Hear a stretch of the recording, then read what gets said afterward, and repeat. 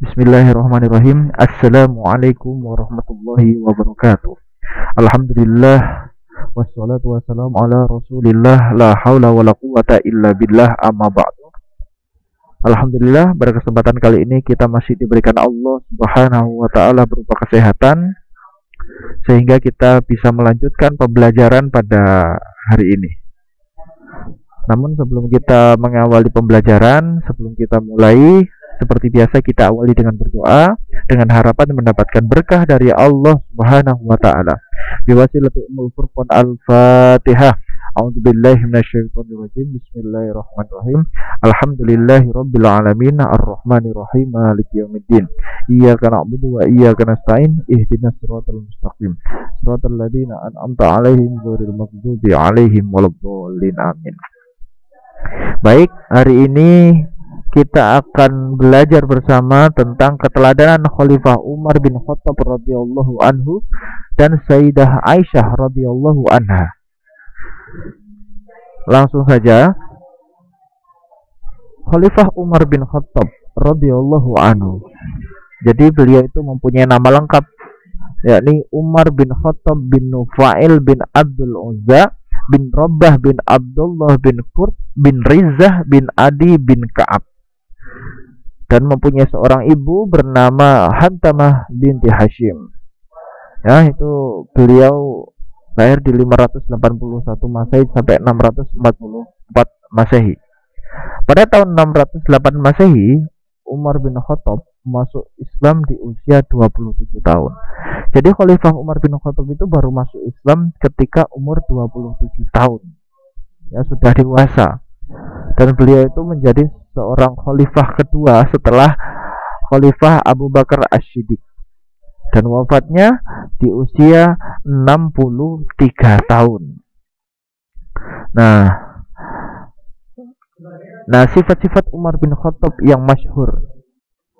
Jadi Khalifah Umar bin Khattab itu terkenal dengan julukan Al-Faruq, kemudian dijuluki juga Abu Faiz, dijuluki juga Abu Hafaz. Tiga julukan ini diberikan langsung oleh Rasulullah Muhammad Sallallahu Alaihi Wasallam. Ya, jadi sebenarnya Khalifah Umar bin Khattab itu sebelum masuk Islam, Umar bin Khattab adalah seorang penentang agama Islam dan sangat membenci Nabi Muhammad Sallallahu Alaihi Wasallam. Jadi beliau pernah menentang, sangat beringas sekali ya, tidak menerima ajaran Nabi Muhammad. Tetapi atas izin Allah Subhanahu wa taala dan atas kesadaran sendiri serta berkat keyakinan dan keteguhan hatinya, beliau dapat melihat dengan mata hati. Beliau tahu bahwasanya Islam adalah agama yang benar. Lalu kemudian mendapatkan hidayah atau petunjuk dan mau masuk Islam. Nah, di sini gelar Al-Faruq atau gelar pembeda itu, beliau itu punya keberanian, ketegasan membedakan antara kebaikan dan kebatilan. Jadi siapa yang ingin menyerang Islam dan menghina Rasulullah Muhammad SAW, beliau hadapi dengan tegas. Maka Rasulullah memberi julukan dengan Al-Faruq. Beda lagi dengan Abu Faiz. Abu Faiz itu artinya orang yang memiliki kecerdasan atau orang yang selalu menang. Ya, jadi Umar bin Khattab radhiyallahu anhu itu tidak hanya cerdas dalam mengatur pemerintahan, tapi juga pintar ngatur strategi itu. Beliau cerdas dan selalu menang karena beliau punya tubuh yang kekar, badan yang tegak, tinggi besar. Dan ini juga diberikan oleh Rasulullah Muhammad SAW kepada beliau. Kemudian ada lagi namanya Abu Hafaz, tegas dalam pendirian. Ya, selain memiliki tubuh yang besar, tinggi besar, ya Umar bin Khattab itu punya gaya memimpin yang sangat tegas, ya, dan teguh pendirian. Dan Rasulullah memberikan julukan Abu Hafaz. Nah, kemudian beliau juga rela berkorban demi Islam. Di kalangan kaum muslimin, Khalifah Umar bin Khattab itu dikenal sebagai figur yang rela berkorban jiwa dan raga demi Islam. Hal ini dapat dilihat dari sikap beliau yang menyerahkan kekayaannya setelah beliau masuk Islam. Jadi ketika Khalifah Umar bin Khattab setelah masuk Islam, kekayaannya itu diserahkan untuk Islam, ya, dan merelakan dirinya untuk Islam itu sendiri. Luar biasa, subhanallah. Nah, dan keteladanan yang harus kita pahami adalah ini ada beberapa yang kita angkat tentang keberanian. Nah, ini ada kisah tentang sifat berani, ya. Ketika umat atau orang-orang yang sudah beriman akan hijrah dengan sembunyi-sembunyi, Khalifah Umar bin Khattab itu bukan sembunyi-sembunyi tapi terang-terangan malahan, ya. Di sebuah lembah dihadang oleh orang kafir dan pemuka kaum Quraisy, itu malah ditantang pemuka-pemuka kaum Quraisy itu, ya. Bagi apa yang dikatakan? Jadi barang siapa yang ingin ibunya mati nelangsa, ya, anaknya jadi yatim, istrinya jadi janda, maka silahkan menghadapi aku di balik lembah ini dengan syarat tidak ada seorang pun yang menyertainya. Dan ini didengar oleh semua pemuka kaum Quraisy. Jadi Khalifah Umar ketika akan hijrah itu kan mau dihadang, ya kan? Yang lain sembunyi-sembunyi, Khalifah Umar ini berani, malah terang-terangan mau hijrah, malah mengumumkan bahwasanya ayo yang berani tak tunggu di lembah. Nah, yang siap-siap ibunya jadi nelangsa, anaknya jadi yatim, ya, istrinya jadi janda, saya tunggu. Nggak ada satupun yang datang. Luar biasa, karena keberanian yang hebat yang dimiliki Khalifah Umar bin Khattab, ya. Dan dari situ ketika hijrah, ya nggak ada yang menghalangi, nggak ada yang berani, karena sudah ditantang sejak awal seperti itu. Kemudian kebijaksanaan. Ada sebuah kisah ketika Khalifah Umar itu didatangi oleh seseorang bernama, ya anggap saja namanya Fulan, ya. Fulan ini Fulan ini mempunyai istri. Istrinya itu suka marahin dia. Nah, kebetulan ketika datang ke rumah Khalifah Umar bin Khattab, Khalifah Umar itu pas sekali dimarahi istrinya juga. Akhirnya Fulan ini balik mau pulang, tapi tahu bahwasanya Khalifah Umar setelah dimarahin istrinya, tapi diam saja. Khalifah Umar keluar, ada yang bisa dibantu, ditawari sama orang itu tadi. Sebenarnya, wahai Amirul Mukminin, kedatanganku ini ingin mengadukan perihal istriku yang suka marahin aku, ya. Aku mendengar istrinya tuan ini maksudnya Khalifah Umar, ya, berbuat serupa, memarahin juga maksudnya. Maka aku bermaksud kembali. Aku malu. Lawang Amirul Mukminin saja sama istrinya diam ketika dimarahi, masa aku saja tidak seperti itu? Apa? Ini bukti kebijaksanaan Khalifah Umar. Saudaraku, aku rela menanggung perlakuan istriku memarahi, maksudnya yang dimarahi itu Khalifah Umar dimarahin istrinya, karena sesungguhnya ada beberapa hak yang ada padanya. Istriku itu bertindak sebagai juru masak makananku. Ia selalu membuatkan roti untukku, mencucikan pakaian-pakaianku, serta menyusui anak-anakku. Padahal semua itu bukan kewajibannya. Aku cukup tentram tidak melakukan perkara haram lantaran pelayanan istriku. Karena itu aku menerimanya meskipun dimarahinya langsung.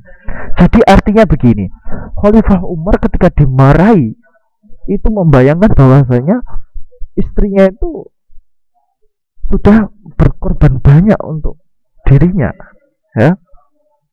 Maka Fulan tadi yang datang akhirnya berpikir, iya juga, ya. Dan dari situlah Khalifah Umar menyampaikan, percayalah, istrimu ketika marah tidak akan lama. Seperti itu. Tapi ingat, kebaktian istrimu pada seorang suami tentu akan dilakukan terus. Seperti itu. Nah, ini bukti kebijaksanaan yang luar biasa. Kemudian sederhana. Bagaimana contoh kesederhanaan Khalifah Umar? Jadi meskipun Khalifah Umar bin Khattab itu dilahirkan dari keluarga yang berada, maksudnya keluarga yang punya ya, segala kehidupannya tercukupi, terus setelah masuk Islam itu masih kaya, namun seluruh hartanya diserahkan untuk membela Islam, ya kan? Bahkan kasurnya itu terbuat dari pelepah kurma, rumahnya bukan rumah mewah, rumah sederhana.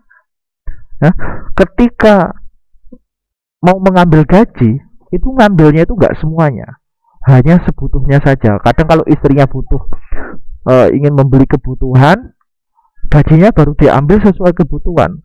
Bahkan ada sempat diusulkan gaji, nggak mau, maksudnya dinaikkan gajinya, nggak mau. Berbeda dengan saat ini ya, mungkin mindsetnya atau pikirannya bukan mengarah ke akhirat lagi. Usikum wa iya ya. Nah, itu bentuk kesederhanaan. Meskipun orang yang punya, tapi hidupnya tetap sederhana, ya kan? Kemudian contoh lagi keadilan, ya. Adilnya Khalifah Umar bin Khattab, dan begitu juga dekatnya dengan rakyat. Bagaimana kisahnya? Kisahnya seperti ini. Jadi ketika itu Khalifah Umar sedang berjalan-jalan bersama sahabatnya bernama Aslam.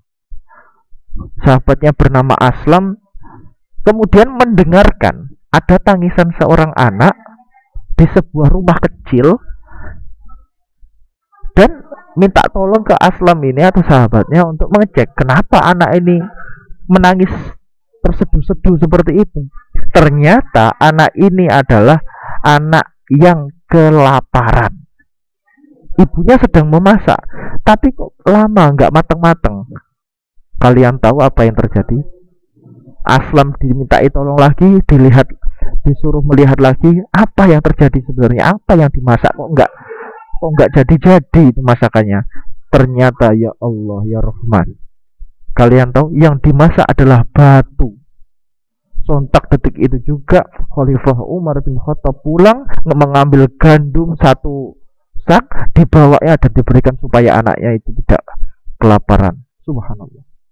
Begitu dekatnya dengan rakyat. Ya. Kemudian kita sudah membahas tentang Khalifah Umar bin Khattab. Kini kita membahas langsung melanjutkan ke Sayyidah Aisyah radhiyallahu anha. Sayyidah Aisyah radhiyallahu anha itu adalah putri dari Khalifah Abu Bakar. Ya, ibunya bernama Umman binti Amir bin Waimir. Dan beliau ini adalah istri Rasulullah Muhammad SAW. Lahir di Mekah pada tahun 9 sebelum hijrah. Ya, jadi Sayyidah Aisyah itu lahir setelah masa jahiliyah, sehingga kedua orang tuanya itu sudah Islam duluan. Itu dikenal dengan Ummul Mukminin, dan Rasulullah sebagai suaminya menjuluki Sayyidah Aisyah itu Al-Humairah atau kemerah-merahan. Beliau wafat di usia 85 tahun. Ya. Kemudian bahas tentang keteladanannya.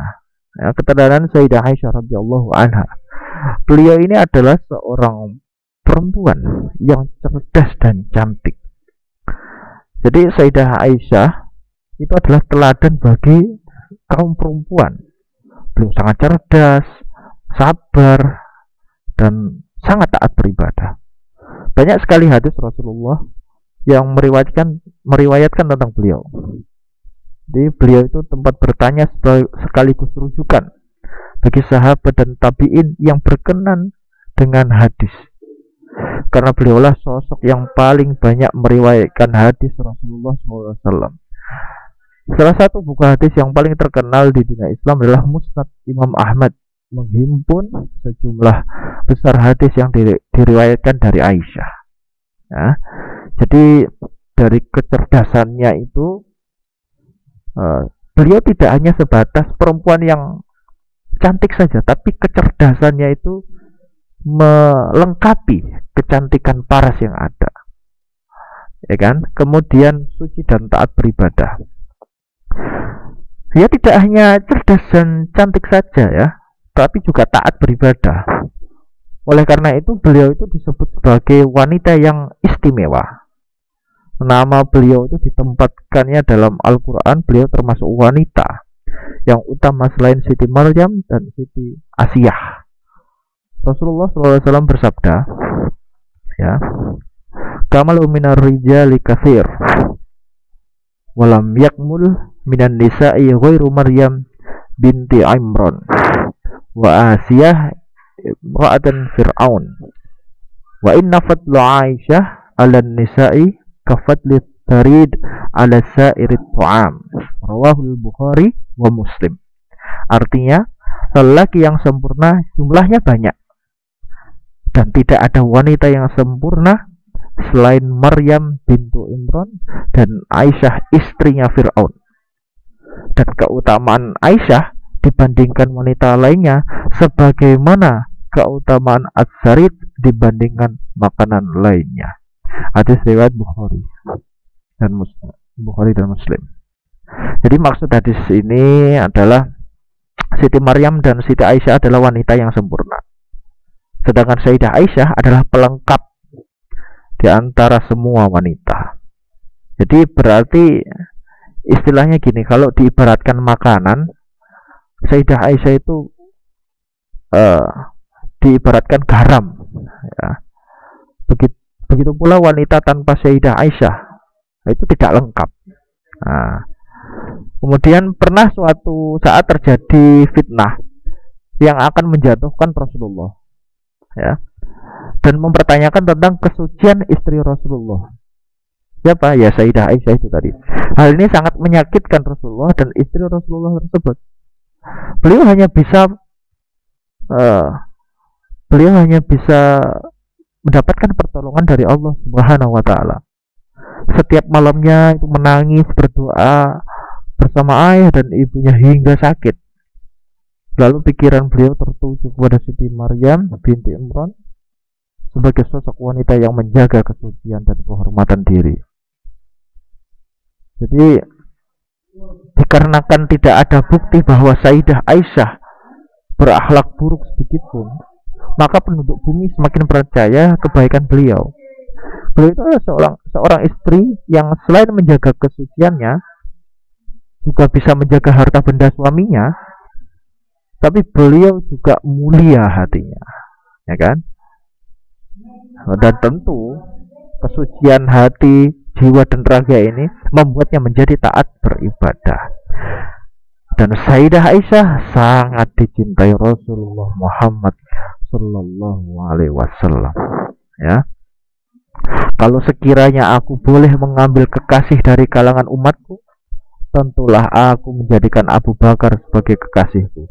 Akan tetapi yang ada adalah persaudaraan Islam serta kasih sayang.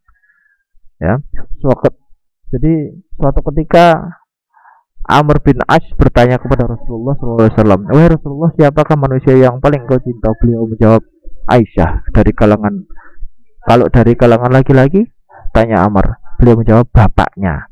Artinya begini, beliau itu sangat mencintai Khalifah Abu Bakar. Ya, ini dari sisi laki-laki ya, sangat mencintai Khalifah Abu Bakar karena menyertainya ketika berdakwah menyerukan Islam, li'ila'i kalimatillah. Nah, Amr ini tanya lagi, kalau perempuan, ya Aisyah, anaknya, gitu maksudnya ya. Jadi sangat jelas bahwa saya sangat mencintai Sayyidah Aisyah. Alhamdulillahirabbil alamin. Berikut penjelasan singkat tentang keteladanan Khalifah Umar bin Khattab radhiyallahu anhu dan keteladanan Sayyidah Aisyah radhiyallahu anha. Semoga sukses, semoga bermanfaat. Sekian apa yang dapat saya sampaikan. Wassalamualaikum warahmatullahi wabarakatuh.